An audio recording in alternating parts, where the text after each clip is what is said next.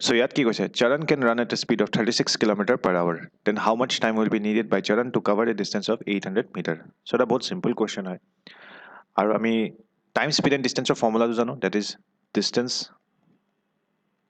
is equals to speed into time. So ইয়াতে এই ফৰ্মুলাটোৱে use হ'ব। ইয়াত খালি প্ৰব্লেম এইটোৱে আছে যে স্পীডটো কিলোমিটাৰ পাৰ আৱাৰ দিয়া আছে আৰু যোনটো ডিষ্টেঞ্চ চাৰণে কভাৰ কৰিব সেইটো দিয়া আছে মিটাৰত। চ' আমাৰ কাম হ'ব যে 36 কিলোমিটাৰ পাৰ আৱাৰ যোনটো আছে ইয়াক মিটাৰ পাৰ ছেকেণ্ডলৈ নিওঁ, নাইবা যোনটো 800 মিটাৰ আছে ইয়াক কিলোমিটাৰলৈ লৈ আহোঁ। চ' মই নিজৰ সুবিধাৰ কাৰণে 36 কিলোমিটাৰ পাৰ আৱাৰ যোনটো আছে ইয়াক মিটাৰ পাৰ ছেকেণ্ডলৈ লৈ যাম বুলি ভাবিছোঁ। চ' এতিয়া আমি বুজি চাওঁ যে স্পীড মানে কি হয়। স্পীড মানে হ'ল এতিয়া ছাপ'জ 1 কিলোমিটাৰ পাৰ আৱাৰ এইটো স্পীড হয়। ইয়াৰ মিনিং এইটো হয় পাৰ আৱাৰ। চ' ইয়াৰ মিনিং এইটো হয় যে প্ৰত্যেক 1 ঘণ্টাত 1 কিলোমিটাৰ ডিষ্টেঞ্চ কভাৰ কৰে। 5 কিলোমিটাৰ পাৰ আৱাৰ মানে কিমান হ'ব, কি হ'ব? চ' ইয়াৰ মিনিং এইটো হ'ব যে প্ৰত্যেক 1 ঘণ্টাত 5 কিলোমিটাৰ ডিষ্টেঞ্চ কভাৰ কৰে। এতিয়া মোৰ কাম হৈছে যে 1 কিলোমিটাৰ পাৰ আৱাৰ যোনটো আছে ইয়াক মই কনভাৰ্ট কৰোঁ মিটাৰ পাৰ ছেকেণ্ডলৈ। চ' তাৰ কাৰণে আমি জানিব লাগিব যে 1 কিলোমিটাৰ মানে কি হয়। চ' 1 কিলোমিটাৰ মানে হ'ল 1000 মিটাৰ। চিমিলাৰলি 1 আৱাৰ মানে কি হয়? তো 1 আৱাৰ মানে আমি ক'ব পাৰোঁ 60 মিনিটছ। কিন্তু মই নিব লাগে ইয়াক কনভাৰ্ট কৰিব লাগে ছেকেণ্ডছলৈ। চ' ছেকেণ্ডছলৈ কনভাৰ্ট কৰিব লাগে কি কৰিব লাগিব? মই জানো 1 ঘণ্টাত 60 মিনিট থাকে আৰু প্ৰত্যেকটো মিনিটত আকৌ 60 ছেকেণ্ডছ থাকে। তাৰমানে 1 আৱাৰত কিমান ছেকেণ্ডছ থাকিলে? 60 ইনটু 60 ছেকেণ্ডছ, ডেট ইজ কিমান? 3600 ছেকেণ্ডছ। এতিয়া মই ইয়াত ভেলুবিলাক পুট কৰি দিওঁ। 1 কিলোমিটাৰ পাৰ আৱাৰ, 1 কিলোমিটাৰ মানে কিমান হ'ব? 1000 মিটাৰ। পাৰ আৱাৰ মানে কিমান হ'ব? পাৰ আৱাৰ ছেকেণ্ডছ কিমান থাকে? 3600। ঠিক আছে। চ' ইয়াৰ পৰা মই দুটা জিৰ' কেঞ্চেল আউট কৰিলোঁ। 2 10ক গ'ল 5 টাইমছ আৰু 36ত গ'ল 18 টাইমছ। তাৰ মানে মই পালোঁ 5/18 মিটাৰ পাৰ ছেকেণ্ড। চ' 1 কিলোমিটাৰ পাৰ আৱাৰ মানে কিমান হয়? 5/18 মিটাৰ পাৰ ছেকেণ্ড। তো এতিয়া 5 কিলোমিটাৰ পাৰ আৱাৰটো কিমান হ'ব? 5 কিলোমিটাৰ পাৰ আৱাৰটোক মই কি বুলি ক'ব পাৰোঁ? 5 into 1 kilometre per hour. So' 5 into 1 kilometre per hour value এইমাত্ৰ আমি পালোঁ, ডেট ইজ কিমান? 5/18। So' 5/18 metre per second. বাছ, তাৰমানে ইয়াৰ আনচাৰটো 5 কিলোমিটাৰ পাৰ আৱাৰ মানে কিমান হ'ব? 25/18 মিটাৰ পাৰ ছেকেণ্ড। চ' এতিয়া আমাৰ কুৱেশ্যনটোলৈ আহোঁ আৰু ইয়াক ছল্ভ কৰি দিওঁ আৰু। চ' ডিষ্টেঞ্চ কিমান কভাৰ কৰিব লাগে? চ' 800 মিটাৰ। আৰু মিটাৰটোক মই একো চেঞ্জ কৰিব নালাগে কাৰণ মই টাইম যোনটো স্পীড দিয়া আছে ইয়াক কনভাৰ্ট কৰিম। চ' স্পীড কিমান আছে? 36 কিলোমিটাৰ পাৰ আৱাৰ। নিব লাগে কিহত? Meter per second. So' meter per ছেকেণ্ডলৈ নিবলৈ কাৰণে কি কৰিব লাগে? বাছ 5/18 দি মাল্টিপ্লাই কৰিব লাগে। আৰু এইটো এই অলপ আগতে আমি বুজি পালোঁ যে কিহৰ কাৰণে কৰিব লাগে। ঠিক আছে।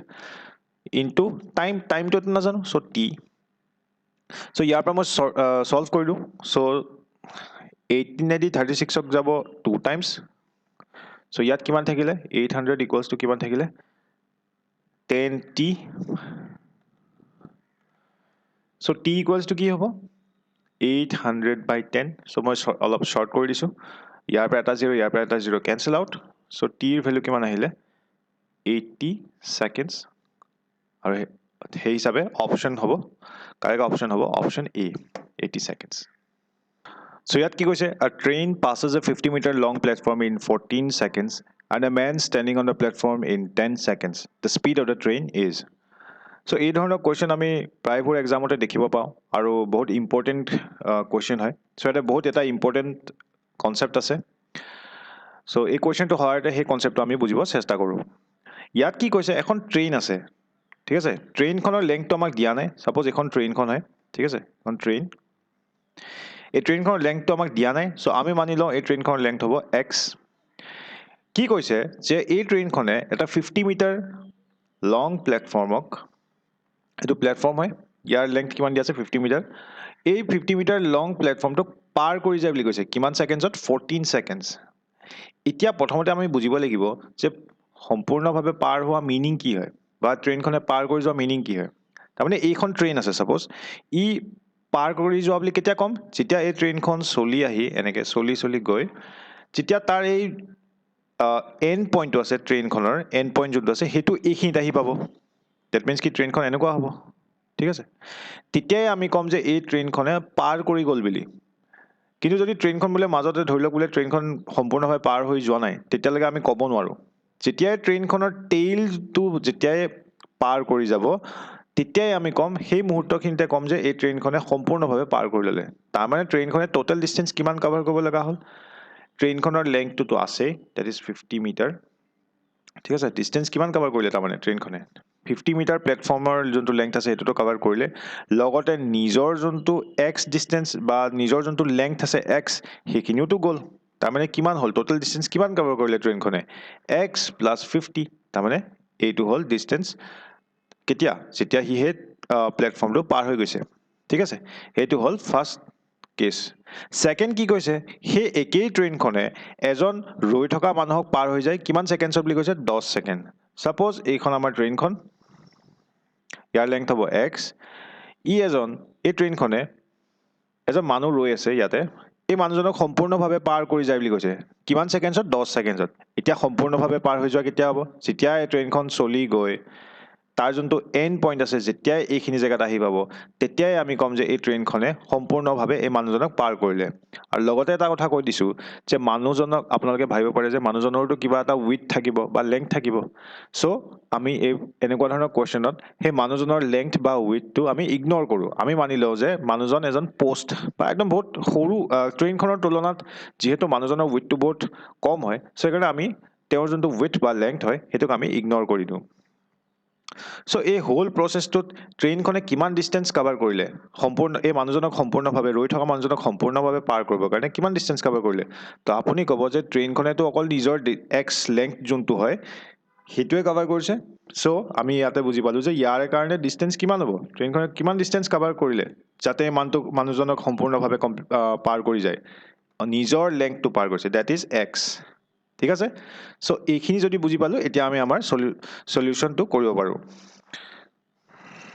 চ' ইয়াতে আমি কি ফৰ্মুলা ইউজ কৰিম এই আগৰ ফৰ্মুলাটো ইউজ কৰিম that is distance equals to speed into time ঠিক আছে চ' ইয়াত দুটা বেলেগ বেলেগ ইকুৱেশ্যন হ'ব ইকুৱেশ্যন 1 আৰু ইকুৱেশ্যন 2 চ' ইকুৱেশ্যন 1ৰ পৰা আমি বনাই লওঁ যে ডিষ্টেঞ্চ কিমান কভাৰ কৰিব লাগে যদি প্লেটফৰ্মটো সম্পূৰ্ণভাৱে পাৰ কৰিব লাগে তো আমি অলৰেডি উলিয়াই থলোঁ যে 50 প্লাছ এক্স ডিষ্টেঞ্চ যাব লাগিব 50 প্লেটফৰ্মৰ লেংথটো প্লাছ নিজৰ যোনটো লেংথ আছে এক্স সেইখিনি ডিষ্টেঞ্চ কভাৰ কৰিলেহে পাৰ হৈ যোৱা বুলি আমি ক'ম ট্ৰেইনখনৰ স্পীড কিমান হয় আমি নাজানো চ' এছ টাইম আমাক দিয়া আছে কৈছে কি যে প্লেটফৰ্মটো পাৰ হৈ যায় 14 ছেকেণ্ডছত চ' 14 ছেকেণ্ডছ এইটো হ'ব আমাৰ ইকুৱেশ্যন 1 নেক্সট ইকুৱেশ্যন 2টোত আমি কি কৰিম সি কিমান ডিষ্টেঞ্চ কভাৰ কৰিব লাগিব চ' ডেট সেই মানুহজনক পাৰ হৈ যায় অকল নিজৰ ডিষ্টেঞ্চটো কভাৰ কৰিলেই হ'ল নিজৰ লেংথটো কভাৰ কৰিলেই হ'ল ঠিক আছে চ' এক্স স্পীড আমি নাজানো আৰু যিহেতু ট্ৰেইনখন একেখনেই হয় তো তাৰ স্পীড এছেই থাকিব ঠিক আছে টাইম কিমান লৈছে মানুহজনক পাৰ হৈ যাওঁতে তো 10 ছেকেণ্ডছ চ' এইটো হ'ব আমাৰ ইকুৱেশ্যন 2 এতিয়া মই যদি ইকুৱেশ্যন 1ত যদি ইকুৱেশ্যন 2ৰ ভেলুটো পুট কৰি দিওঁ তেতিয়াহ'লে মই এক্সৰ ভেলুটো পাই যাম বা এছৰ ভেলুটো পাই যাম আচ্ছা চ' ইকুৱেশ্যন 1ত আমি ইকুৱেশ্যন 2ৰ ভেলুটো পুট কৰি দিওঁ চ' এক্সৰ ভেলু কিমান হয়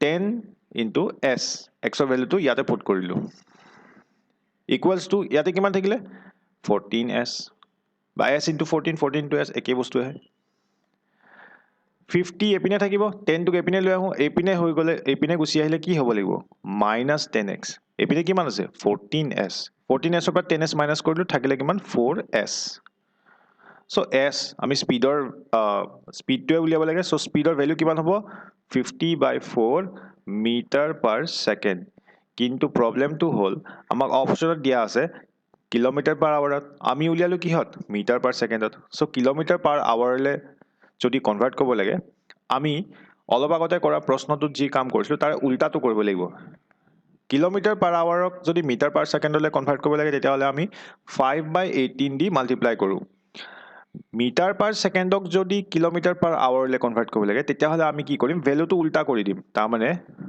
50/4ক মাল্টিপ্লাই কৰিম 18/5 ঠিক আছে 18/5 দি মাল্টিপ্লাই কৰিলে কি পাম আমি কিলোমিটাৰ পাৰ আৱাৰ আৰু 5/18 দি মাল্টিপ্লাই কৰিলে আমি পাওঁ মিটাৰ পাৰ সেকেন্ড ঠিক আছে সো এইখিনি যদি আমি সলভ কৰি দিওঁ তেতিয়া হলে এটো হ'ব কিমান আমাৰ এটো এতিয়া হৈ যাব কিলোমিটাৰ পাৰ আৱাৰ সো এইখিনি সলভ কৰি দিওঁ 5 দি 50 ক যাব 10 টাইমছ 2 দি 4 ক যাব 2 টাইমছ ইয়াক যাব 5 টাইমছ 2 দি 18 ক যাব 9 টাইমছ সো আলটিমেটলি আমাৰ আনসাৰ কিমান আহিলে 45 kilometre per hour so option D to hobo amar correct answer.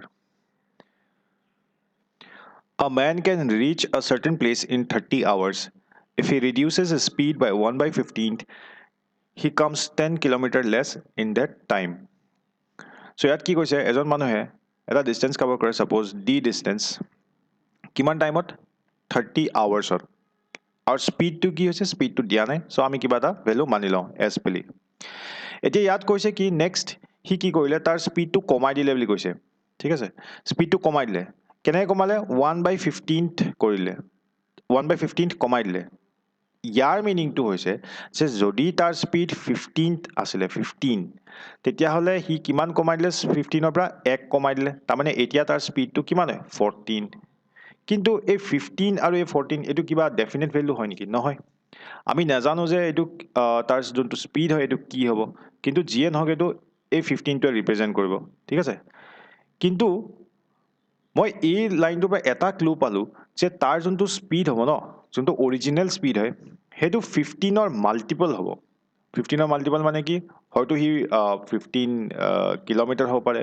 30 kilometre হ'ব পাৰে বা 45 হ'ব পাৰে যিকোনো হ'ব পাৰে কিন্তু হ'ব 15 ৰ মাল্টিপল সো মই এটাটো গম পালো যে হেতু 15 হ'ব আৰু ইটো নাম্বাৰ কি হয় যোনটো নাজানো হেতুক মই x বুলি মানি লওঁ তাৰমানে তাৰ স্পীডটো কিমান হ'ব 15 * x x কোনটো হয় নাজানা পাৰ্টটো যদি হি আগতে 15x স্পীডত খোজ কাঢ়িছিলে এতিয়া কিমানত কৰিব তো 14 টো মই 14 হিচাপে ৰাখিব নোৱাৰো ইয়াকো x দি মাল্টিপ্লাই কৰিব লাগিব ঠিক আছে সো এতিয়া কিমান হৈ গল 14x তাৰমানে আগতে হি 15x স্পীডত গৈছিলে আৰু এতিয়া হি 14x কিলোমিটাৰ পাৰ আৱাৰ স্পীডত গৈছে সো এতিয়া আহো কোৱেশ্চনটোলে প্ৰথমতে কি কৈছে মানুহজনে কিমান ডিসটেন্স কভাৰ কৰিব বুলি কৈছে সাপোজ d ডিসটেন্স স্পীড কিমান হয় আমি নাজানো আৰু স্পীডটো আমি এইমাত্ৰ উলিয়াই লৈছিলো কিমান হ'ব বুলি কৈছো যিয়ে নহক হি হ'ব 15 * x তাৰ মানে 15 ৰ মাল্টিপল এটা সো 15x টাইম কিমান লাগিছে সো 30 আৱাৰ্স সো এটো হ'ব ইকুৱেশন 1 নেক্সট ঘটনাটো কি কৰিলে হি তাৰ স্পীডটো কমাই দিলে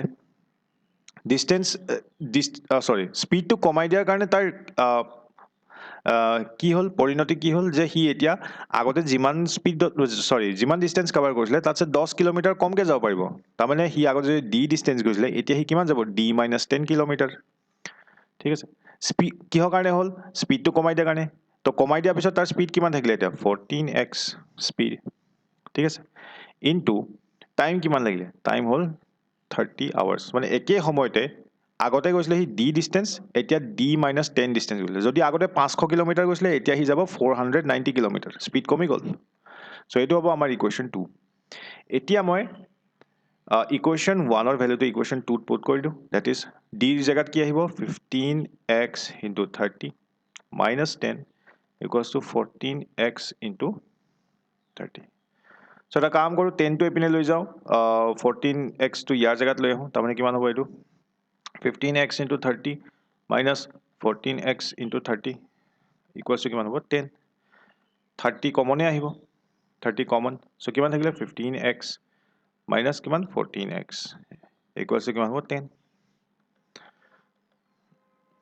সো ইয়াৰ পৰা এটা 0 ইয়াৰ পৰা 0 এটা কেনসেল আউট হৈ গল সো ইয়াতে কিমান থাকিলে x equals to কিমান আহিলে 1/3 সো x ৰ কোনো ইউনিট নাই দেই x টো জাস্ট এটা ভ্যালু হয় সো x ৰ কোনো ইউনিট নাই সো 1/3 এতিয়া ইয়াৰ পৰা মই উলিয়াব পাৰিম যে তাৰ অৰিজিনাল স্পীডটো কিমান আছিলে অৰিজিনাল স্পীডটো কিমান আছিলে আমি মানি লৈছো যে 15x কিলোমিটাৰ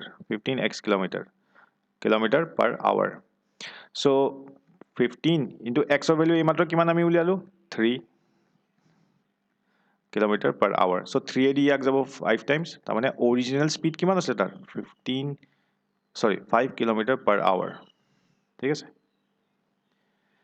তেতিয়া হলে কমি যোৱাৰ পিছত স্পীডটো কিমান হ'ব 14 * 1/3 যোনটো কিবা পইণ্টত আহিব আৰু 4 পইণ্ট সামথিং হ'ব সো হেতু হ'ব পিছত যোৱা স্পীডটো So year correct answer to hobo option D, 5 km/h. A car has to cover a distance of 120 km in 15 hours. If it covers half of the journey in 3/5 of the time, to cover the remaining distance in time, the car should have a speed of. So ইয়াত কি কৈছে, এখন গাড়ী আছে আৰু সেই গাড়ীখনে 120 km distance cover কৰিব লাগে আৰু এই ডিষ্টেন্সটো কভাৰ কৰিবৰ কাৰণে তাক সময় দিয়া কিমান হৈছে, মানে গাড়ীখনক সময় দিছে 15 hours. নেক্সট কি কৈছে, if it covers half of the journey in 3/5 of the time, তাৰমানে তাৰ যোনটো টোটেল জাৰ্নি আছিলে তাৰে আধা সময়, মানে আধা ডিষ্টেন্স, that is 60 km, যদি সি 3/5 of the time, তাক যিমান সময় দিছে তাৰে 3/5 টাইম লৈছে, 3/5 of, তাক টোটেল সময় কিমান দিছিলে 15 hours. চ' ইমানখিনি সময় সি লৈ ল'লে প্ৰথম 60 km কভাৰ কৰিলে, তাৰমানে কিমান ল'লে 15ক 5/3 times, so' that is 9 hours. So' 9 hours লৈ ল'লে প্ৰথম 60 km কভাৰ কৰিলে, তেতিয়াহ'লে তাৰ তাত আৰু সময় কিমান আছে, চ' তাৰ হাতত সময় আছে 15 - 9, that is 6 hours আৰু ৰৈ গৈছে. এতিয়া সি এই 6 ঘণ্টাত নেক্সট 60 km কভাৰ কৰিব লাগিব. চ' নেক্সট 60 km গাড়ীখন আহি কিনে ইয়াত পাইছে, এতিয়া ইয়াৰ পৰা এইখিনিয়ে যাবলৈ আছে. চ' এই নেক্সট 60 km কভাৰ কৰিব কাৰণে তাৰ হাতত সময় কিমান আছে, 6 ঘণ্টা. প্ৰথম 9 ঘণ্টাত সি এই 60 km কভাৰ কৰিলে. চ' ডেফিনেটলি এতিয়া যদি সি সেইখিনি 6 ঘণ্টাত আৰু নেক্সট 60 km যদি 6 ঘণ্টাতে কভাৰ কৰিব লাগে, তো তাৰ স্পীডটো সি বঢ়াব লাগিব. আগতে সি যোনটো স্পীড আহি আছে তাতছে বঢ়াব লাগিব. কিন্তু কুৱেশ্যনটো ইজি হয় আৰু আমাক কিমান বঢ়াব লাগে বা কি বঢ়াব লাগে সেইটো কোৱা নাই, আমাক জাষ্ট নতুন স্পীডটো উলিয়াব দিছে. চ' বহুত ইজি হৈ গ'ল. আমি ইয়াতে ইউজ কৰিম D = S × T ফৰ্মুলাটো. ডিষ্টেঞ্চ আমি জানো, মানে কিমান দূৰ যাবলগীয়া আছে. চ' ডিষ্টেঞ্চটো দিয়াই আছে অলৰেডি, আৰু নেক্সট 60 km এইখিনিলৈকেতো আহি পালেই. চ' এতিয়া আমি উলিয়াব লাগে পিছৰখিনি. চ' 60 km যাবলগীয়া আছে. স্পীড কিমান হ'ল, এতিয়া স্পীডটো নাজানো, S হ'ব. টাইম কিমান আছে, তাৰ হাতত সময় কিমান আছে, 6 ঘণ্টা. 6 ঘণ্টাত সি গৈ পাব লাগিব. চ' ইয়াৰ পৰা আমি স্পীডৰ ভেলুটো পাই যাম. তাৰমানে কিমান হ'ব, S = 60/6, that is কিমান 10. আৰু 10 কি হ'ব, এইটো km/h হ'ব, যিহেতু কিলোমিটাৰ আৰু টাইমটো দি আছে আৱাৰত. চ' এইটো, চ' অপশ্যন চি হ'ব আমাৰ কাৰেক্ট আনচাৰ.